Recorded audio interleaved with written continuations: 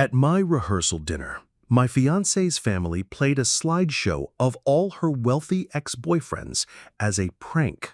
My fiancée just laughed. I smiled through the pain, playing the part of the fool. They had no idea I spent that entire night digging into their secrets. The next day, at our wedding, when the priest asked if anyone objected, I raised my hand. Before we get to that humiliating dinner, I have a quick question. What city are you watching from today? Let me know in the comments.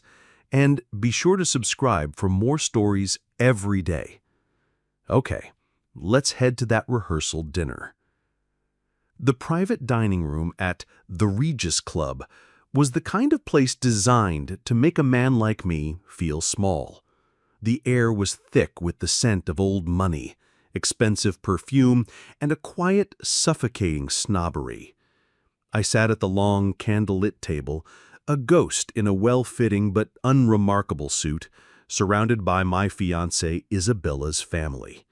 They were a clan of old-money aristocrats who saw me, a self-made owner of a successful construction company, as a kind of fascinating but ultimately inferior specimen. New money. I loved Isabella. Or at least, I loved the woman I thought she was. For a year, she had been a ray of light in my life. But in the presence of her family, she seemed to shrink, her warm personality fading into a cool, polite deference that always left me feeling like an outsider.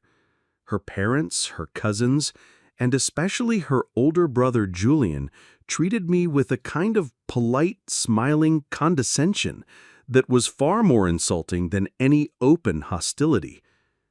Tonight was our rehearsal dinner, the night before I was to officially join their perfect, pedigreed world. And they had, I was about to discover, prepared a special initiation for me. It was Julian, Isabella's arrogant, silver-tongued brother, who stood up to give the toast. "To my dear sister, Isabella," he began, raising his glass, a smug, predatory smile on his face, "and to her lucky fiancé, Jacob. As we welcome Jacob into our family, I thought it would be fun to take a little trip down memory lane to celebrate the winding path that led my sister to this very moment." He clicked a button on a remote, and a large screen descended from the ceiling. My heart sank. The first slide appeared. It was a beautiful, sun-drenched photo of Isabella, laughing on the deck of a massive yacht, her arm around a handsome, ridiculously tanned man. The caption read, "Javier, the Spanish polo champion, summer 2018. A wave of polite, appreciative laughter went through the room. I felt my face flush. The next slide. Isabella in a glittering evening gown at a gala in Paris on the arm of another impossibly handsome man.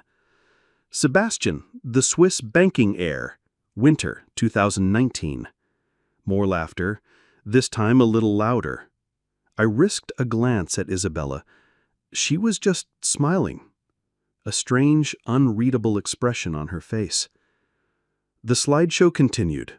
A tech CEO from Silicon Valley, a British lord, a famous artist.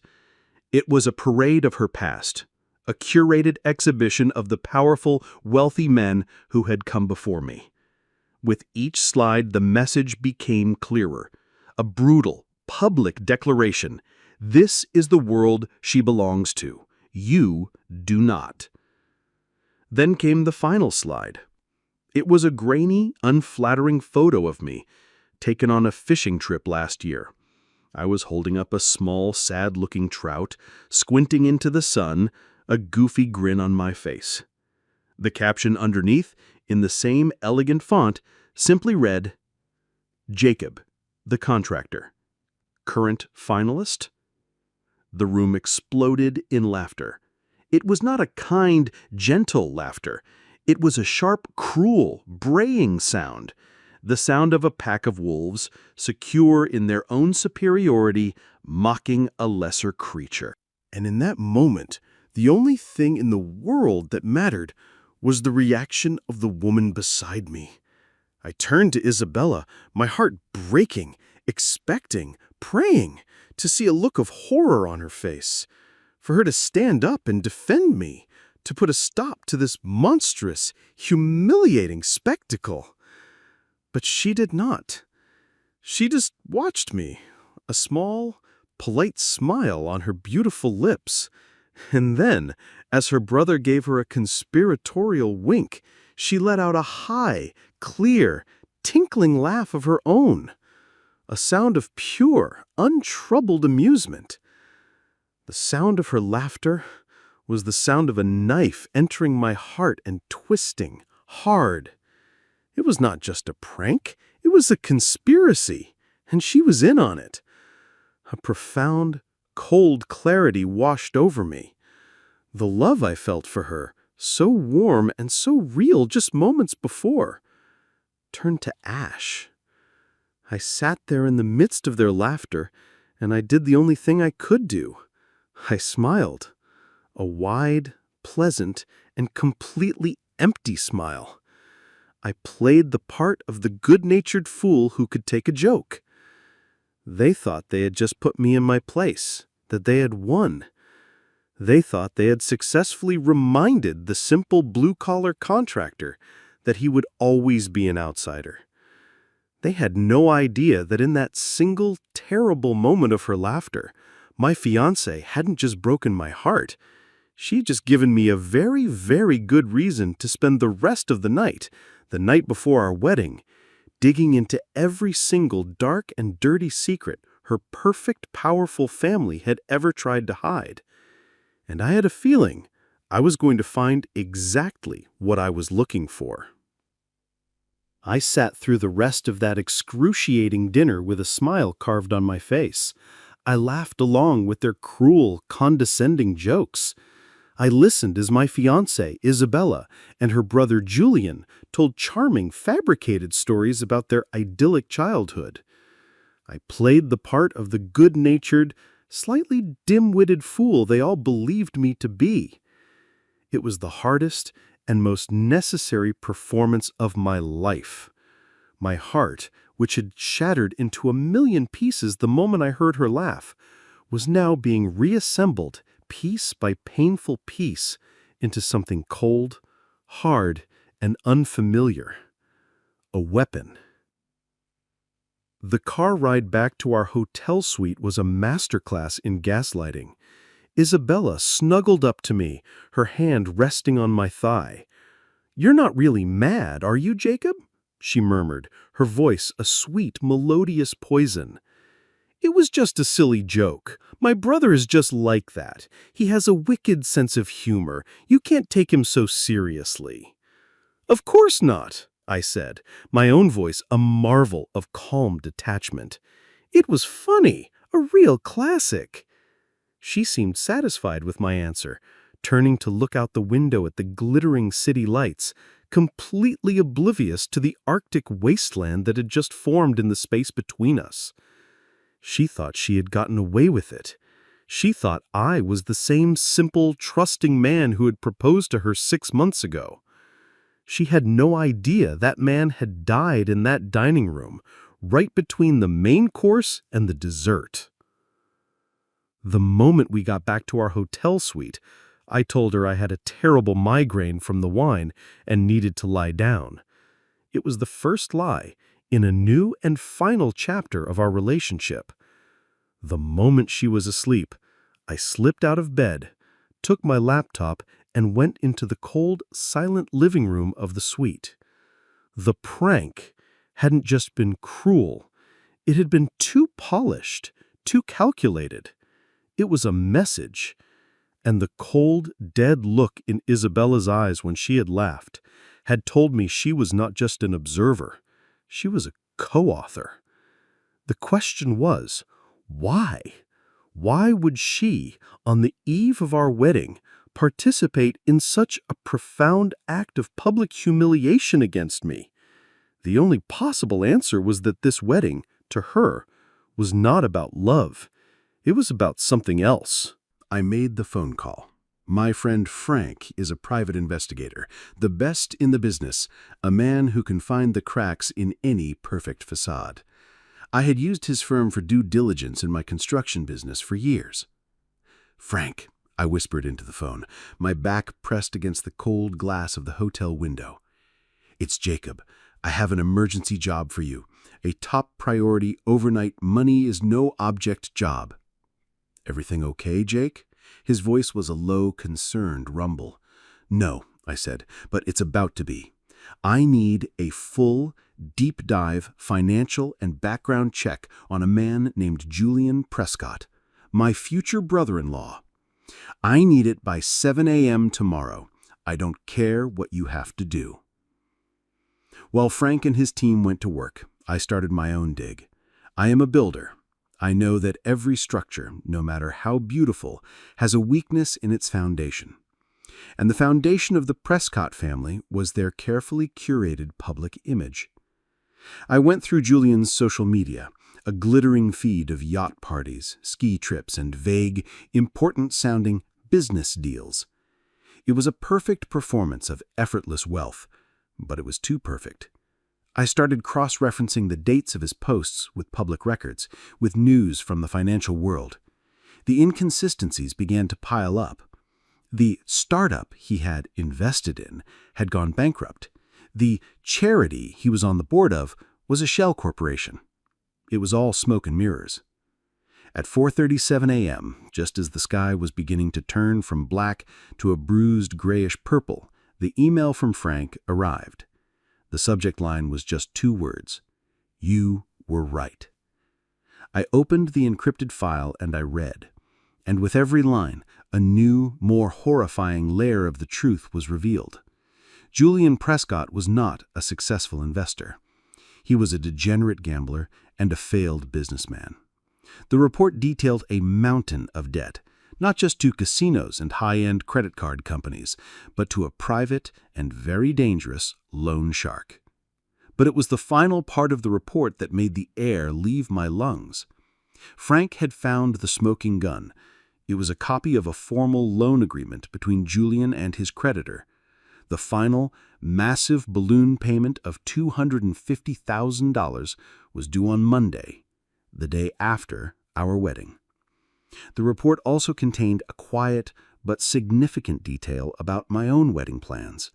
The cash gift registry, which I had thought was Isabella's modern, sophisticated idea, was linked directly to a new joint bank account, an account for which she had already granted her brother Julian full signatory access. And there it was, the whole, ugly, and pathetic truth. My entire relationship, my engagement, this entire extravagant wedding, it was all a sham. A last-ditch, desperate business transaction designed to use my hard-earned money, my good name, to pay off her brother's gambling debts and save him from whatever violent consequences were coming his way. She hadn't been laughing with her family at the rehearsal dinner. She had been laughing at her mark, at the fool she was about to fleece. I sat there in the dark, silent hotel room, the first rays of the morning sun creeping over the horizon. It was my wedding day. My heart, which had been broken just hours before, was now a cold, dead, and empty thing. The grief was gone. The hurt was gone. All that was left was a pure, cold, and diamond-hard resolve. I looked at the expensive, perfectly tailored wedding suit hanging on my door.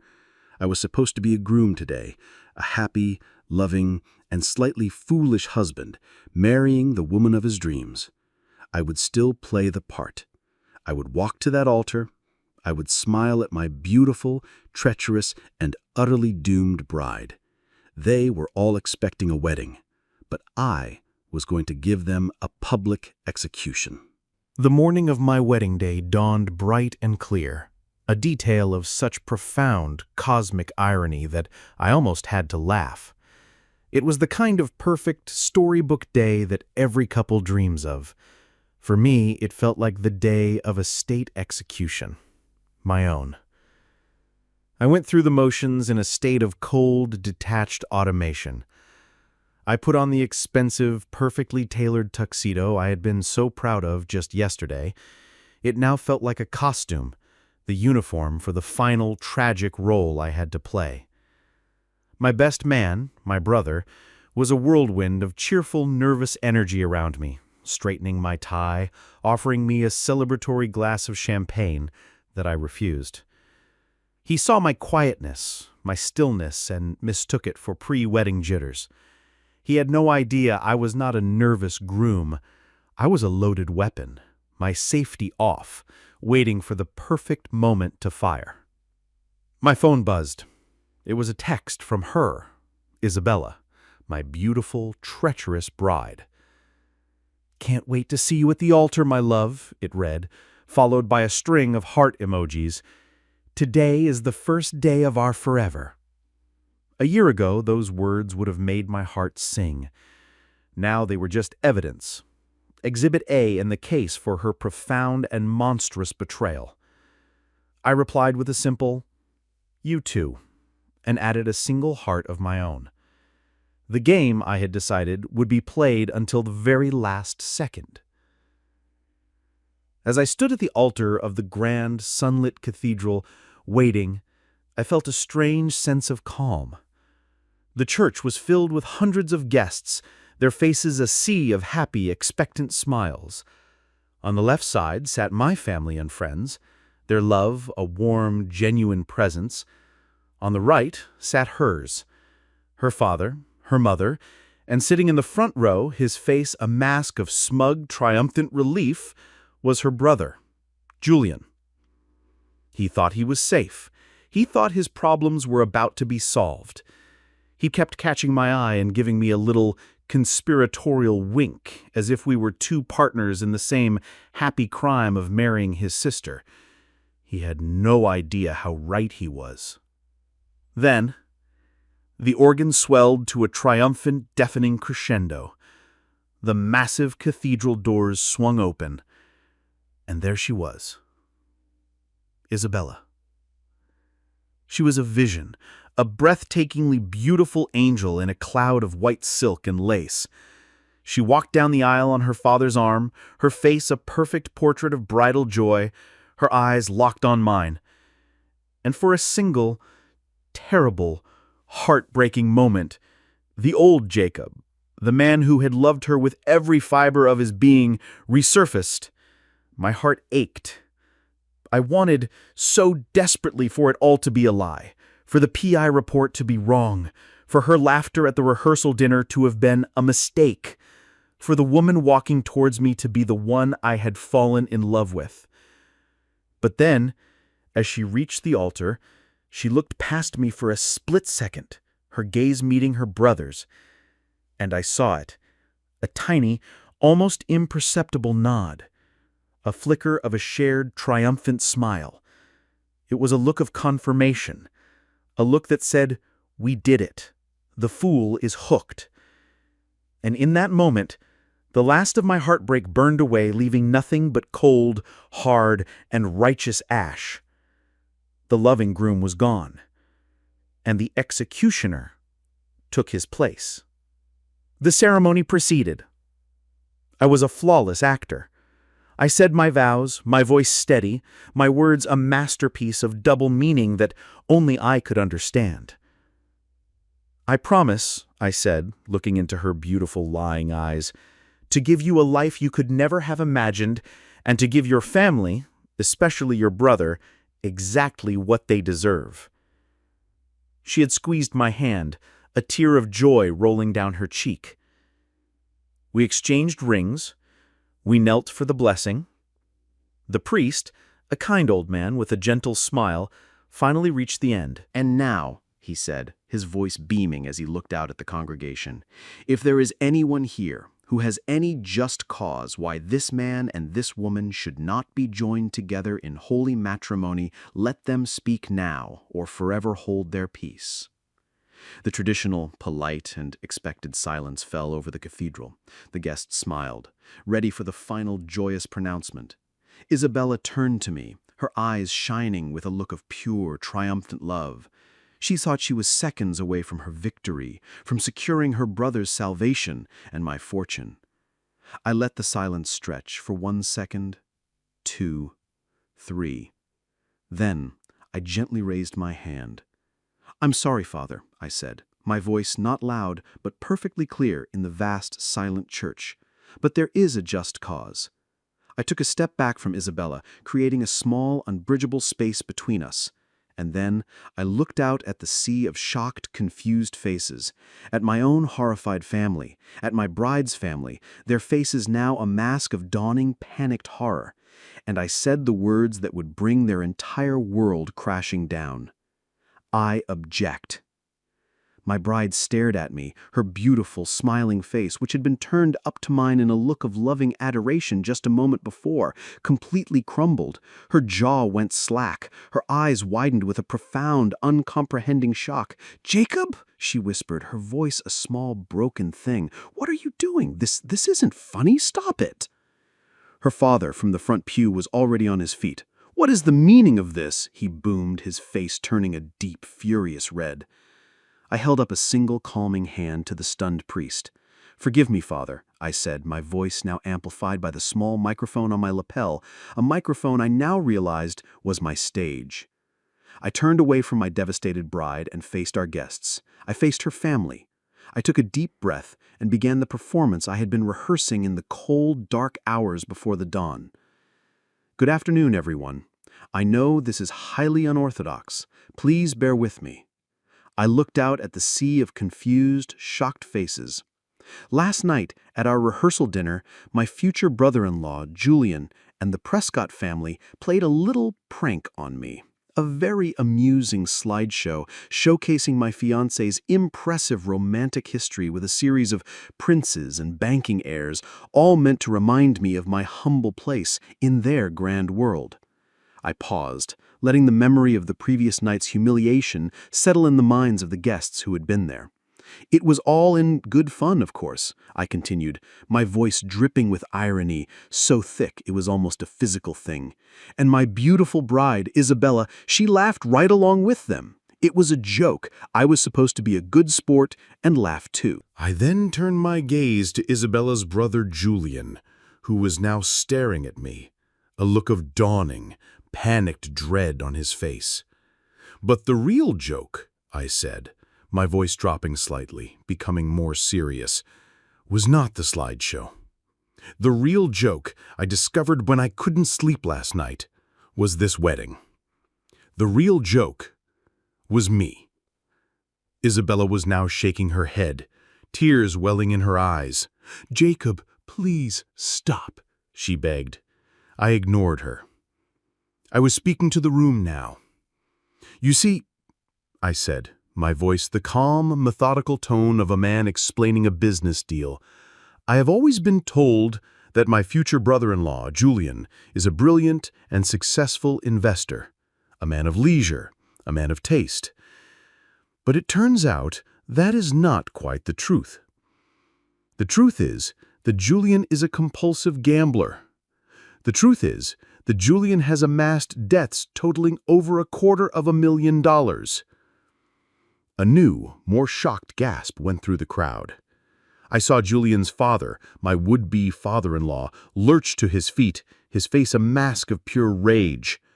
But I continued, my voice relentless. "And the most pressing of those debts," I said, my eyes now finding Julian's, "a particularly large sum owed to some very unsavory creditors, is due for collection tomorrow. A fact which I am sure is a complete and total coincidence." I then, finally, turned to face my bride. I looked into her beautiful, tear-streaked, and treacherous face. "And this wedding," I said, my voice now a low, heartbroken whisper that was nonetheless carried to every corner of the silent cathedral by the microphone, "this beautiful, perfect, and incredibly expensive celebration, it was never a marriage. It was a fundraiser. It was a last-ditch desperate bailout plan. It was a business transaction, designed by this family to use the generous cash gifts from all of you, I gestured to the stunned guests, and of course, a significant contribution from my own personal funds to pay off Julian's gambling debts and save him from the consequences of his own pathetic, reckless life. And my fiancée, the woman I loved with my entire soul, she wasn't just a reluctant participant. She was the architect of the entire beautiful and fraudulent scheme. The cathedral erupted into chaos. Julian's parents were on their feet, screaming lies, slander. Julian himself looked like he was about to collapse. Isabella was just standing there, sobbing, her beautiful face a ruin of her own making. In the midst of the chaos, I did one last thing. I reached into my pocket and took out the simple, elegant gold wedding band I had been about to place on her finger.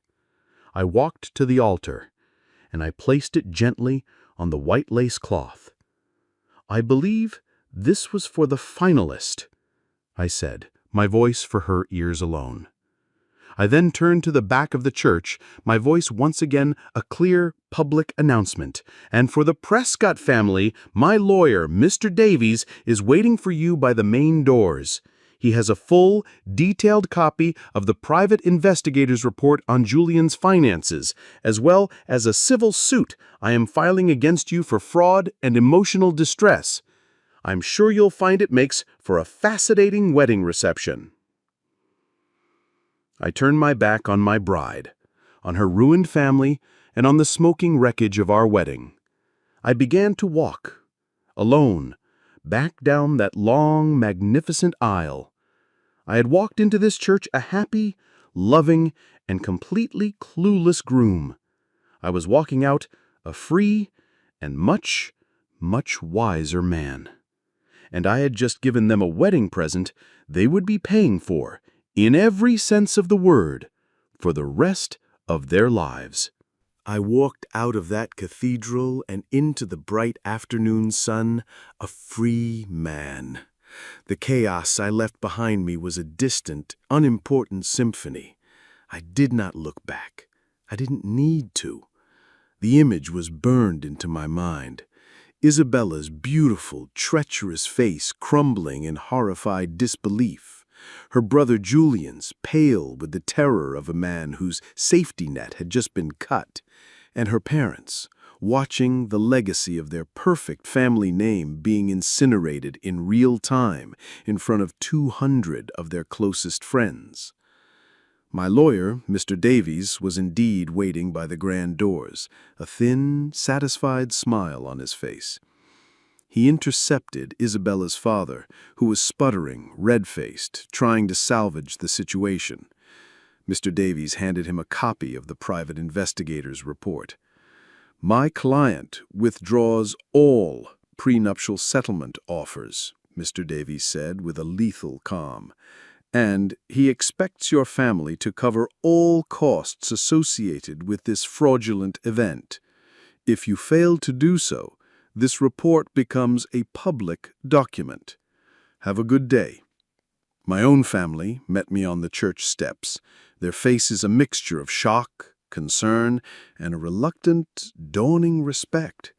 My brother put his arm around my shoulder. "Are you okay, Jake?" he asked. "I'm better than I was 10 minutes ago," I replied, and for the first time that day, a real, genuine smile touched my lips. The weeks that followed were a social earthquake. The story of the Prescott wedding that wasn't became the most scandalous and delicious legend the city's high society had seen in decades. Their version of the story, the one they desperately tried to spread, was that I was an unstable groom who had a nervous breakdown at the altar. But the truth, as it always does, had a way of seeping out. Mr. Davies' report, while never made public, was strategically leaked to a few key figures, and the real story of the fraud, the gambling debt, and the betrayal spread like wildfire. The Prescott family, an empire built on a foundation of flawless reputation, imploded. Julian, without my money to save him, was forced to declare bankruptcy. His unsavory creditors, I later heard, were not kind. He lost his car, his apartment, and his place in the world he so desperately clung to. He was forced to get a real job for the first time in his life. Isabella, my ex-fiancée, tried to contact me. First came the furious, abusive text messages. Then came the tearful, manipulative voicemails, full of apologies that sounded hollow and self-serving. She wasn't sorry she had deceived me. She was sorry she had been caught. I never responded. I blocked her number and never heard her voice again. My vindication, however, did not come from watching their downfall. It came from a phone call I received about a month later. It was from one of the wedding guests, an older, respected businessman named Mr. Harrison, a man I barely knew. "Jacob," he said, his voice a low, respectful rumble, "I was incredibly impressed by what you did that day. It took a tremendous amount of courage to stand up for your own honor like that. My company is launching a new, massive development project, and we're looking for a lead builder with a reputation for integrity and backbone. I'd like to meet with you to discuss it." That meeting led to the biggest and most prestigious contract of my company's history. My reputation, the one the Prescott family had tried to tarnish, had, in fact, been cemented by my refusal to be their victim. My integrity, the very quality they had mocked, had become my most valuable asset. It's been a year. My life is quieter now, but it is real. My business is thriving, and I learned a painful but priceless lesson. I had walked into that relationship blinded by love, willing to ignore the small red flags, willing to believe in the beautiful facade. The humiliation I suffered at that rehearsal dinner was the cruelest and most valuable gift I have ever received. It opened my eyes. My revenge wasn't the moment I raised my hand in that church. It was my life afterward.